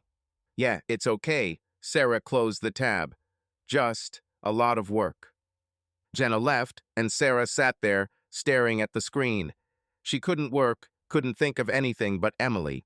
Her confident smile, her long blonde hair, like the hair on her jacket. Sarah knew it could be a coincidence, but her mind was conjuring up the worst. Ethan and Emily in the office after work, at a bar, in a car. She clenched her fists, trying to push the thoughts away. At lunch, she decided to do something stupid. She bought sandwiches at a cafe near her office, got into her Ford Escape, and drove to Ethan's office in downtown Chicago. She told herself she just wanted to bring him lunch, to surprise him, to show him she was trying. But deep down, she knew she wanted to see him, to see who he was with. His company's office was in a glass skyscraper, with a Green Tech Solutions logo out front. Sarah parked across the street, clutching a bag of sandwiches. She texted Ethan, "I'm here bringing you lunch." "Where are you?" He responded a minute later. "In a meeting, be there in half an hour." "Thanks, but you didn't have to." Sarah frowned, but decided to wait. She was sitting in the car, looking at the entrance to the office, when she noticed Ethan. He came out of the building, wearing a dark shirt and new glasses, next to Emily. She was wearing a gray dress, her hair pulled back into a high ponytail. They walked across the street to the cafe across the street, laughing about something. Emily touched his shoulder, and he smiled. Sarah felt her heart pound. They sat by the window, Emily ordering coffee, Ethan water. They chatted, leaning toward each other, as if they had known each other for ages. Nothing obvious, no touching, no looking, but Sarah saw what she wanted to see. She gripped the steering wheel, her breathing uneven. She wanted to rush into the cafe to ask what was going on, but she knew that was crazy. Instead, she pulled out her phone and called Megan. She answered on the third ring. "Sarah, what's wrong?" Megan's voice was sleepy. "Why are you calling at lunchtime?" "Megan, I'm going crazy," Sarah said quickly, looking at Ethan through the cafe window. "I'm outside his office, and he's with Emily, that blonde from his group. They're in the cafe, laughing like, I don't know, like they have something." Wait," Megan coughed. Are you following him? Sarah, this is too much. I don't follow, Sarah said, clutching her phone. I wanted to bring him lunch, and he's with her. I've seen her in pictures, she's always with him. And that hair on his jacket, Megan, it was blonde, like hers. Okay, breathe, Megan sighed. First of all, you're overreacting. The hair could have been anyone's, a waitress, a colleague, a random chick in the elevator. Secondly, they were just in a cafe. That doesn't mean he's cheating on you. But he's changed so much, Sarah said, feeling tears welling up. He's at the gym, he's got new clothes, he's hanging out without me. He looks like he's moving on without me.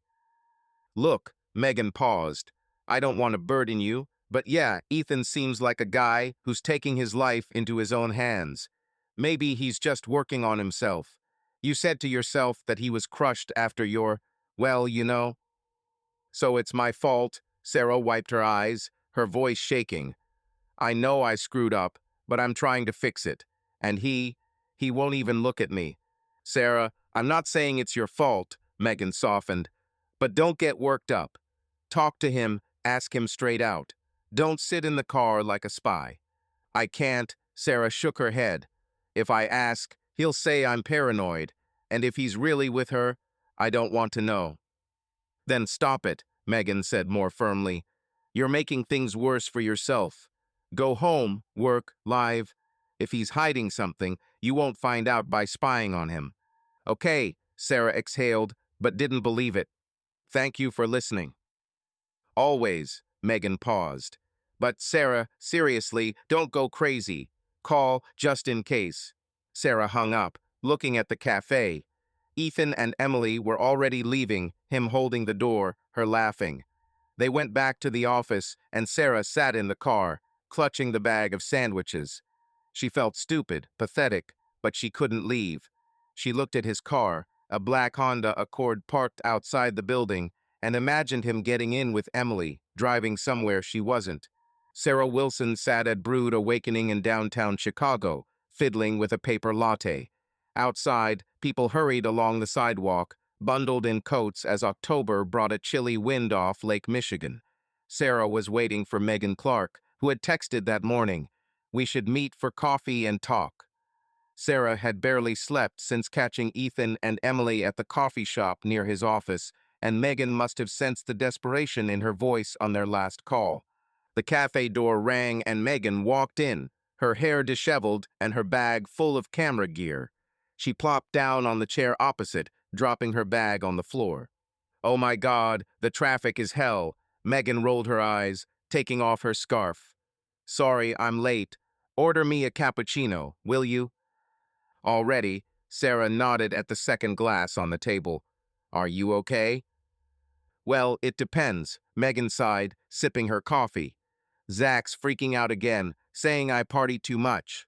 And my studio is in debt. My clients aren't paying, and I'm taking pictures of cats for Instagram to make some money.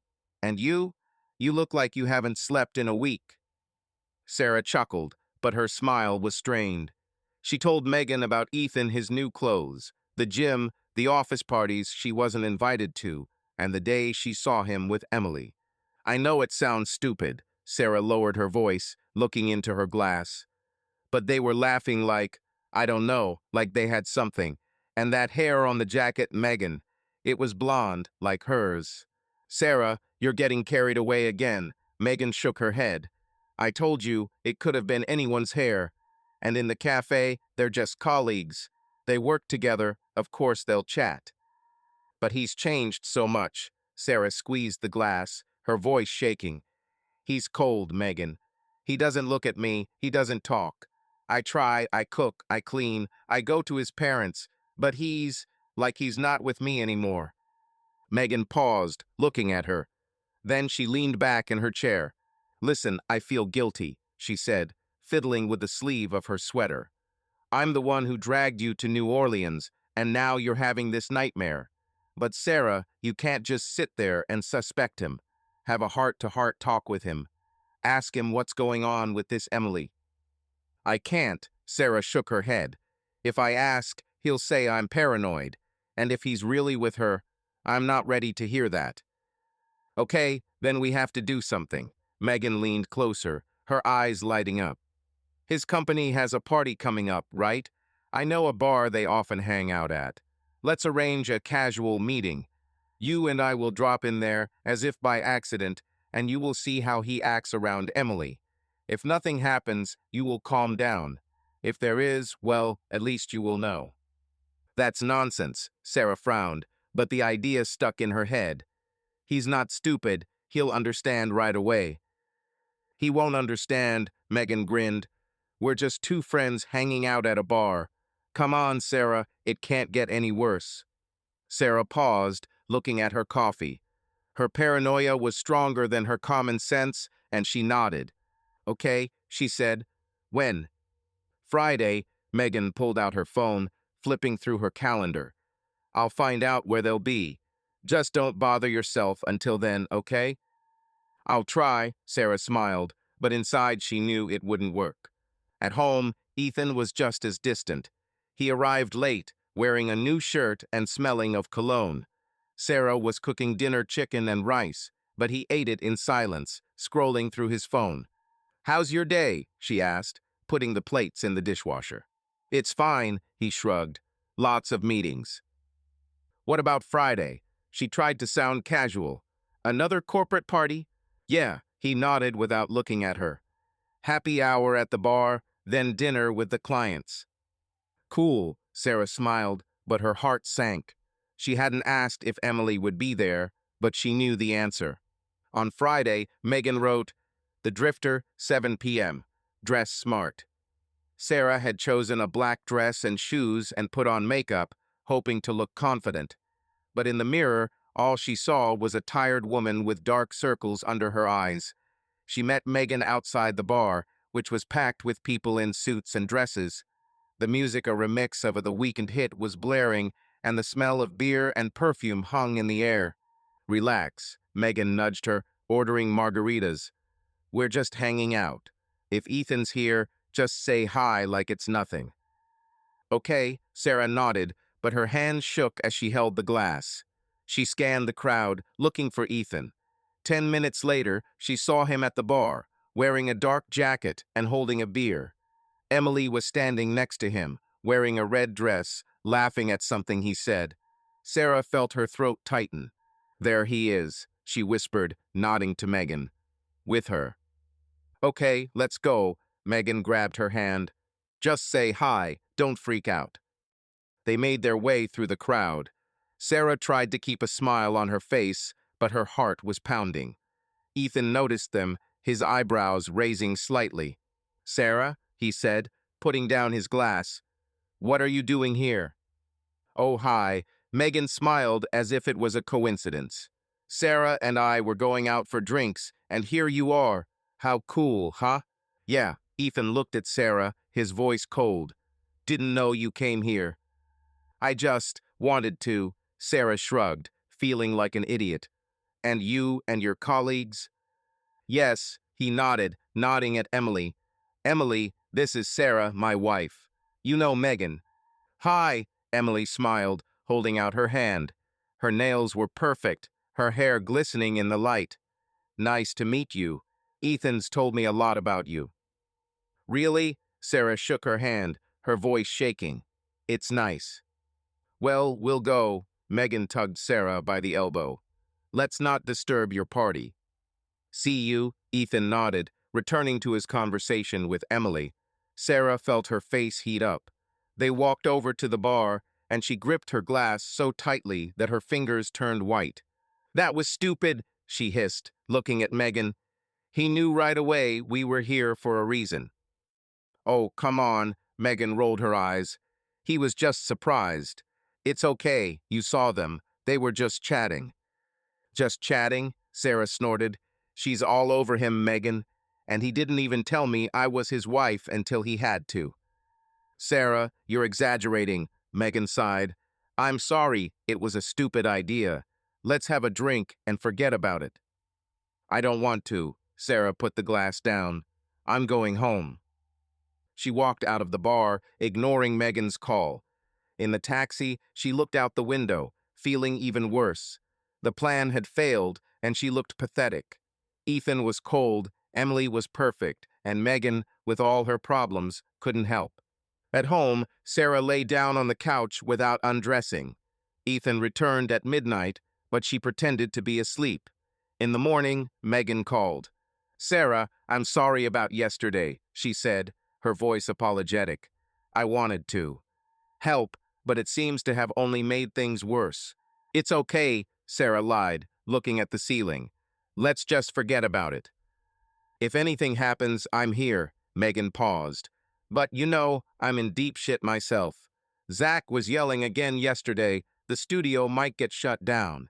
Maybe I shouldn't have gotten involved." "It's okay," Sarah sighed. "I can handle it." She hung up, feeling alone. Megan wanted to help, but her chaos and advice only confused her. Sarah realized she couldn't rely on her friend, and that was more frightening than Ethan's coldness. Sarah Wilson stood in front of the bedroom mirror, adjusting her new dress, a deep green, low-cut one bought at Macy's for half her paycheck. She'd spent 2 hours doing her hair and makeup, hoping that today would change everything. Ethan had unexpectedly invited her to his company's launch party for the solar power plant. It was the first time in months that he'd asked her to go, and Sarah saw it as a chance to make up. She wanted him to look at her the way he used to before New Orleans. "Ready?" Ethan walked into the bedroom, tying his tie. He was wearing a black suit, had a new haircut, and smelled of cologne. Sarah barely recognized him. He looked like he was on the cover of GQ. "Yeah," she smiled, but her voice trembled. "Like me." "Okay," he nodded, looking at his phone. "Let's go, we're late." Sarah swallowed, grabbed her purse, and followed him. They were silent in the taxi, only the radio softly playing some jazz. The party was at a bar on the roof of a skyscraper in downtown Chicago. The elevator took them to the 40th floor, the doors opened, and Sarah gasped. Panoramic windows, champagne in the hands of guests, live music from a trio with a saxophone. People in suits and dresses chatted, laughed, and the atmosphere was buzzing. Ethan was immediately the center of attention. His colleagues were patting him on the shoulder, congratulating him on the project. Sarah stood nearby, holding a glass of champagne, feeling out of place. She spotted Emily Reed at the bar, in a red dress, her hair perfectly curled, smiling at Ethan as if they were sharing a secret. "Ethan, you're a star," Emily said, coming closer. She touched his hand, her nails shining. "The project is a blast. Everyone in the office is talking about you." "Thanks," Ethan smiled, sipping his beer. "The team did a great job." Sarah clutched her glass, watching. Emily was there, joking, laughing, touching his elbow. Other women were hanging around, too, a brunette from marketing, a redhead from accounting. They giggled at his jokes, fixed their hair, looked at him like he was a prize. Ethan wasn't flirting, but he wasn't stopping them either, his smile easy, confident. "Sarah, how are you?" Emily turned to her, smiling. "Ethan said you were a designer." "Cool." "Yeah," Sarah nodded, her voice tight. "Advertising, logos, that kind of thing." "Cool," Emily nodded, but was already looking at Ethan. "Ethan, tell me about that meeting with investors. It was a show." Ethan began to speak, and the crowd around him laughed. Sarah stood silently, her face burning. She watched Emily straighten his tie, her fingers lingering on his chest. Sarah couldn't take it anymore. "Ethan, can I speak to you for a minute?" she said, her voice shaking. She grabbed his hand, leading him toward the window, away from the crowd. "What?" He looked at her, frowning. "Everything okay?" "No, it's not okay." Sarah clenched her fists, her eyes shining with tears. "You're enjoying this, aren't you? Emily, these girls, they're all clinging to you, and you're not even trying to stop them." "Sarah, are you serious?" His voice was cold as ice. "They're colleagues. They're just chatting." "Chatter," she snorted, wiping away a tear. "She straightens your tie as if you were her boyfriend, and you stand there and smile. This isn't New Orleans, Sarah." Ethan looked her in the eye, his words hitting her like a slap. "I don't sleep around at parties." Sarah froze, her face pale. She opened her mouth, but the words stuck. Tears streamed down her cheeks, and she turned away. "I'm going home," she whispered, throwing her glass on the table. She made her way to the elevator, not looking at the crowd. Ethan didn't follow her. She heard him return to his colleagues, their laughter drowning out the sound of her footsteps. In the taxi, Sarah was sobbing, covering her face with her hands. The driver was silent, only the radio was playing some old U2 hit. She felt stupid, pathetic, crushed. Sarah Wilson sat on the living room couch of their Lincoln Park home, clutching a mug of cold tea. It had been 2 days since the argument at Ethan's office party, and his coldness had become unbearable. He came home late, spoke little, and slept on the edge of the bed. Sarah couldn't keep quiet any longer. She was waiting for him to come home from work, determined that today they would talk, even if it ended in shouting. When the door clicked and Ethan walked in, wearing a dark shirt and carrying a briefcase, she stood up. "Ethan, we need to talk," she said, her voice shaking. "Right now." He looked at her with a frown and put his briefcase down by the door. "Okay," he said, sitting down in the chair opposite. "What happened?" Sarah clenched her fists, feeling tears welling up, but held them back. "You're cold, Ethan," she began, looking him in the eye. "You don't look at me, you don't talk. And at the party, Emily, she acted like you were her boyfriend, and you didn't do anything. You're flirting with her, right?" Ethan sighed, leaning back in his chair, his face calm but his eyes tired. "Sarah, I'm not flirting with Emily," he said evenly. "She's a coworker. We work together, we chat like everyone else in the office. I'm not cheating on you." "Then why are you like this?" Her voice broke. "You're at the gym, new clothes, parties where I'm not. It's like you don't want to be with me." Ethan paused, looking at the floor. Then he looked up, and there was a pain in his eyes that Sarah had not seen before. "You broke me, Sarah," he said quietly. "When I found out about New Orleans, about that guy, it wasn't just my trust that was broken. It was my self-esteem. I thought I wasn't good enough, that you were looking for someone better." Sarah froze, her throat tightening. She wanted to object, but he continued. "All these changes, the gym, the clothes, the job, it's not about Emily," he said. "It's about me. I'm trying to get back to feeling like I'm worth something. I don't want to be that guy who can be replaced so easily." "I wasn't replacing you," Sarah shook her head, tears streaming down her cheeks. "It was a mistake, Ethan. One time, I was drunk, I wasn't thinking straight. Please, give me a chance. I'm doing everything you said, no parties, the phone, dinners with your parents. Please." Ethan looked at her, his face unreadable. "I can't go back to the way things were, Sarah," he said. "I need space. I don't know what's going to happen to us, but I can't pretend everything's okay." "But I love you," she sobbed, stepping toward him. "We can fix this. Let's try, see a therapist, anything." "I'll think about it." He stood up, taking his sneakers from the hallway. "I need to go for a run." "Ethan, don't go." Sarah grabbed his hand, but he gently pulled away. "I'll be back," he said, opening the door. "Just give me time." The door closed, and Sarah was alone. She fell onto the couch, sobbing, her face in her hands. His words, "You broke me," burned like acid. She knew she was to blame, but she hadn't expected his pain to be so deep. She took out her phone, and with trembling fingers, she dialed Lisa, Ethan's sister. "Hello?" Lisa's voice was sleepy. She had clearly just woken up. "Lisa, it's Sarah," she said, wiping away tears. I I just talked to Ethan. He's being so cold, saying he needs space. I don't know what to do." Lisa was silent for a moment, then her voice became harsh. "Sarah, it's your own fault," she said. "You cheated on him. What did you expect? That he'd just forget?" "I know I made a mistake," Sarah sobbed, "but I'm trying to make it right. Please talk to him. He's listening." "I won't butt in," Lisa sighed. "It's your business. But if he wants space, give it to him. And think about what you've done." She hung up and Sarah dropped the phone on the couch. She felt crushed. Lisa was right, but her words only made her feel more guilty. Sarah stood up and walked over to the shelf where their wedding photo stood.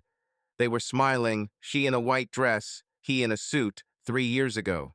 She sat on the floor, looking at the photo, and realized that she was losing Ethan not because of Emily, but because of what she had destroyed. Sarah Wilson sat in the kitchen, stirring the sauce for lasagna, Ethan's favorite. She hoped dinner would help her connect, but she knew it probably wouldn't. Since their conversation a week ago, when Ethan had confessed that her betrayal had broken him, he had become even more distant.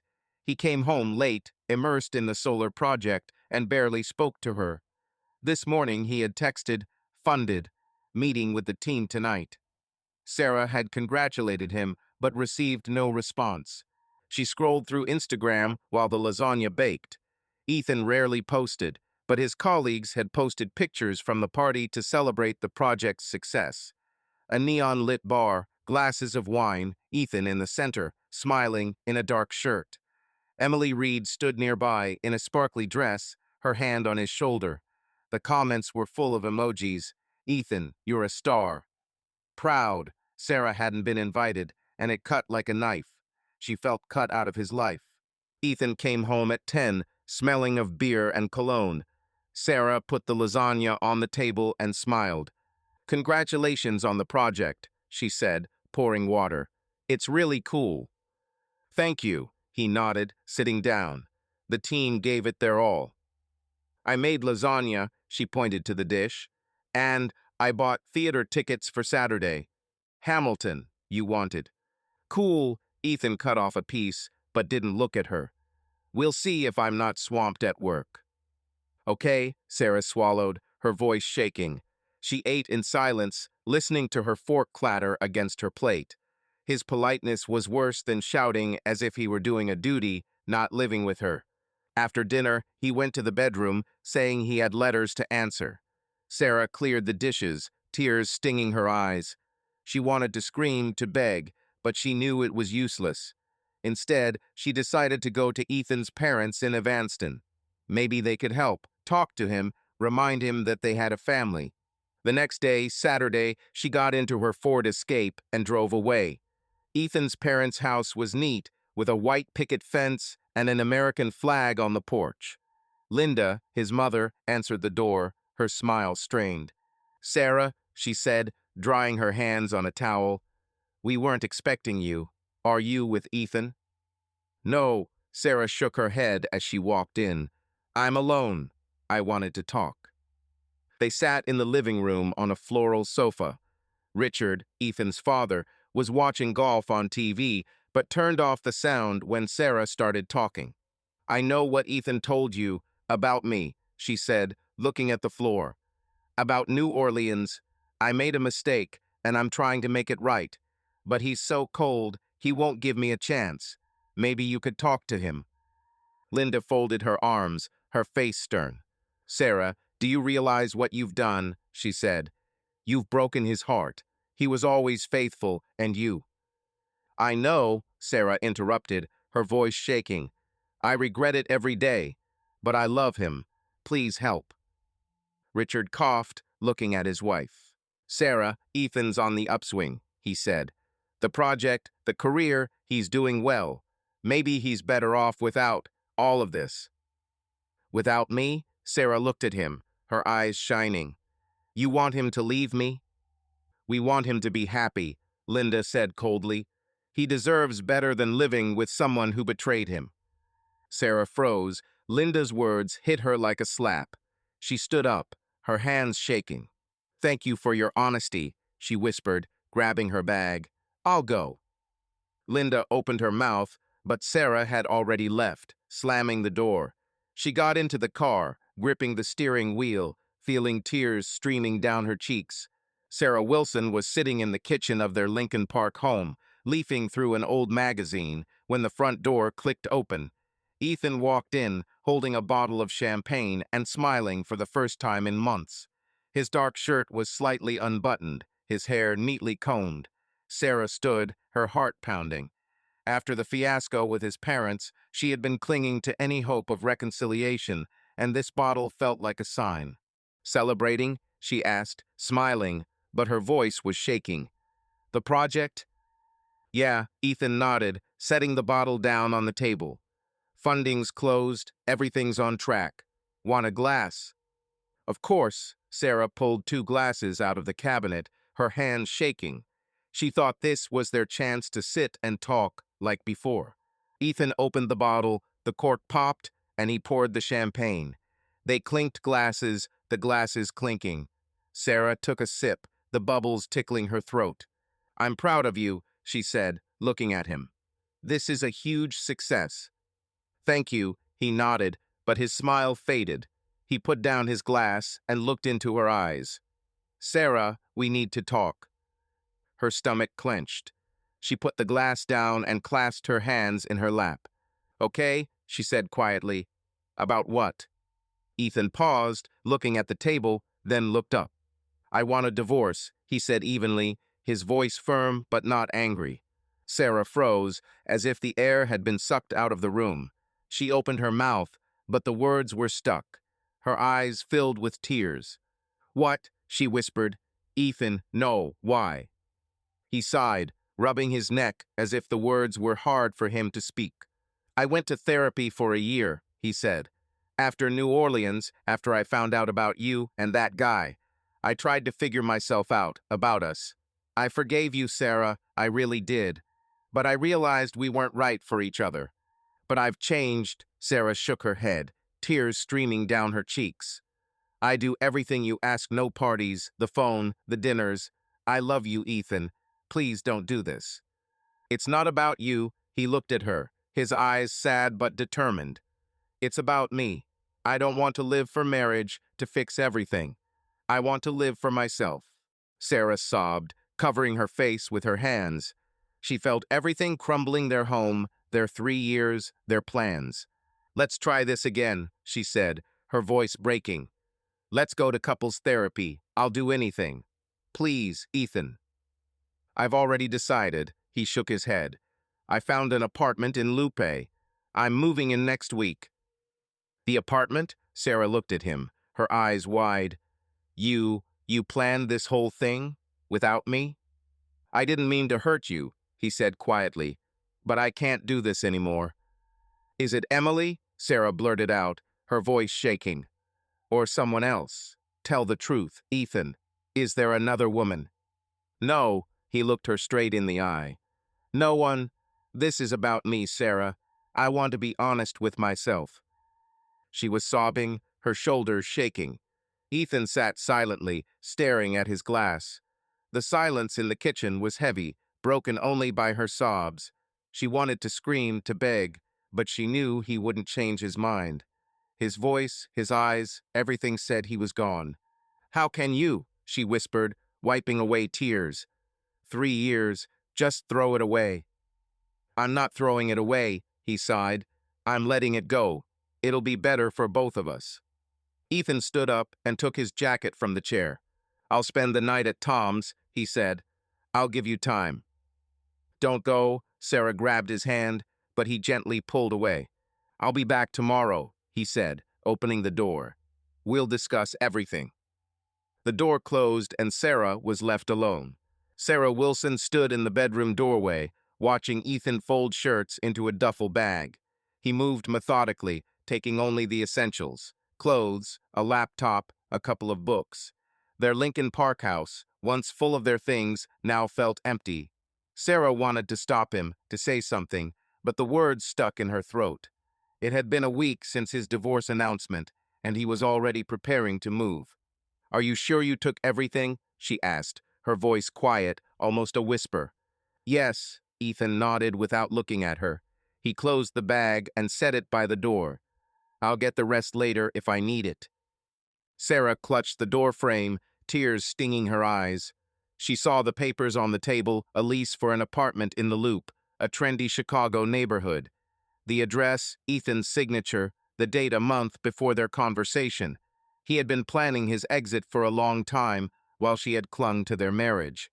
You knew you were leaving, she said, looking at the papers. All this time. Ethan looked at her, his face tired but calm. I didn't mean to hurt you, Sarah, he said, but I had to think about myself. He picked up his bag and walked out. Sarah stood there, listening to the front door slam. She walked into the bedroom and sat on the bed, looking at the empty space where his nightstand had been. There was only dust and a mark from a foot there now. The next day, she met Megan at a corner cafe. Megan ordered a latte, Sarah ordered black coffee, which she didn't even drink. The cafe smelled of baked goods, and a light rain was falling outside. "Sarah, you look terrible," Megan frowned, fiddling with her spoon. "Is he really gone?" "Yeah," Sarah nodded, looking into her glass. "Moved to the Loop. It's all over." "Damn," Megan sighed. "I'm sorry I couldn't help. I feel guilty about New Orleans." "It wasn't you," Sarah shook her head. "It was me. I ruined everything." "Don't say that," Megan touched her hand. "You made a mistake, but you tried to fix it. Maybe it's for the best. Start over. New start, new you." "I don't know how," Sarah looked at her, her eyes empty. "He was everything, and now, nothing." "You can handle it," Megan smiled, but her voice was unsure. "Let's go to a bar or a movie. It'll take your mind off things." "I don't want to," Sarah shook her head. "Thank you, but I need to just be alone." Megan nodded, but she looked guilty. They finished their coffee, hugged at the door, and Sarah walked to the car. The rain was soaking her hair, but she didn't care. She felt alone, as if Megan, with her kind words, was on another planet. Sarah couldn't work in the office. She sat at her desk, looking at Photoshop, but the sketches for the client, a chain of cafes, weren't coming together. Jenna walked in at lunch, holding a sandwich. "Sarah, you look like a ghost," she said, sitting down next to you. "What's wrong with you?" "Nothing," Sarah shrugged, not looking up from the screen. "I'm just tired." "Take a vacation," Jenna frowned. "You're not in the case. Carol's already on edge, don't push her." "Maybe," Sarah nodded, but she knew that a vacation wouldn't help. She couldn't escape the emptiness that had settled inside. Jenna left, and Sarah sat there, staring at the screen. She closed the program, packed her bag, and drove home. The house greeted her with silence. She walked into the bedroom and threw her bag on the bed. The empty space where Ethan's nightstand had caught her eye. She sat on the floor, leaning against the bed, and stared to this emptiness. Her phone was lying next to her, but she didn't want to call anyone. Megan, Jenna, even her parents, no one could fill this hole. Sarah Wilson sat in a small studio in downtown Chicago, holding a brush over a canvas. The art therapy class she'd signed up for a week earlier was her attempt to understand herself. The room smelled of paint and coffee, and there were easels all around, and the teacher, a graying woman, was quietly giving advice. Sarah drew a few lines blue, curved, and for the first time in years, she felt her hands remember what it was like to create. She hadn't been an artist since college, but here, in this studio, something inside her was coming alive. The house in Lincoln Park was still empty. Ethan's nightstand was still missing, and his half of the closet was empty. Sarah tried not to look at the holes, but every night the loneliness washed over her. She decided to meet Megan Clark, hoping her friend would pull her out of this swamp.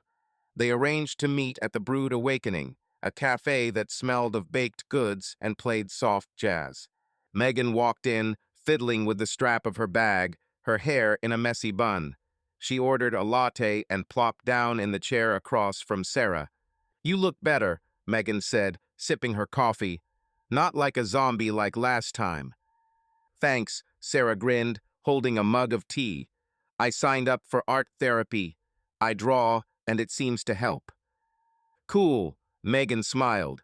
"I always said you should get back to creativity. And by the way, I'm moving on too. I'm moving to New York." "Seriously?" Sarah raised her eyebrows. "When?" "In a month," Megan shrugged. "Zach screwed everything up. The studio's in debt, but I got a job at a gallery in Brooklyn. I want to start over, you know." "That's brave," Sarah nodded, feeling a twinge of envy. "Aren't you afraid?" "I'm afraid," Megan chuckled. "But it's better to try than to sit in Chicago and whine. You can do it too, Sarah. New start, new you." "Maybe," Sarah looked away, sipping her tea. Megan's words had stung, but she didn't know where to begin. Ethan was gone, their marriage was over, and she was still clinging to the past. At home, she scrolled through Instagram, despite promising herself she wouldn't look. Ethan's post popped up first, him at the opening of the solar station in a suit, smiling, surrounded by colleagues. Emily Reed stood next to him, her smile bright. Sarah felt a pang, but then a strange relief. Ethan was happy without her. She closed the app, feeling something letting go. She sat down at the kitchen table, pulled out a notepad, and began writing a letter to Ethan. Not to send, but to herself. Ethan, thank you for 3 years. You were my home, even when I didn't appreciate it. It's my fault, and I'm sorry. I wish you happiness, I really do. She reread it, tears falling on the paper, but it made her feel better. She folded the paper, put it in a drawer. It was the goodbye she'd been avoiding. The next day, Sarah went to the office, but work was slow. She opened Photoshop, but the sketches for the client, a chain of yoga studios, looked flat. Jenna walked in, holding a coffee. "Sarah, you're like a ghost again," she said, sitting on the edge of the table. "Is everything okay?" "Not really," Sarah sighed, closing her laptop. "Ethan's gone. Divorce." "Damn," Jenna frowned. "Sorry. Maybe you should take a vacation. You need to rest." "I think so," Sarah nodded. She knew a vacation wouldn't solve everything, but she needed time to breathe.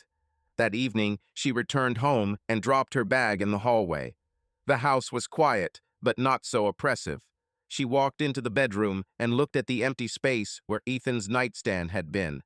For the first time in weeks, she did not cry. Instead, she picked up the sketchbook she had started in class and drew a few lines, red and bold. It was not art, but it was hers. The next morning, Sarah walked to art therapy. She carried a canvas under her arm, her sneakers slapping on the sidewalk. The studio smelled of paint, and other students chatted at their easels. Sarah set up the canvas, picked up a brush, and began to paint blue and yellow strokes, without a plan but with feeling. The teacher smiled but said nothing. Sarah felt a tentative hope, as if she were seeing the light for the first time in months. Ethan was living his life, and she was beginning hers. Subscribe to our channel so that your love doesn't cheat on you, and go ahead and listen to the next story, because this story is nothing compared to the next one. If you're under 18, don't even think click to the next one.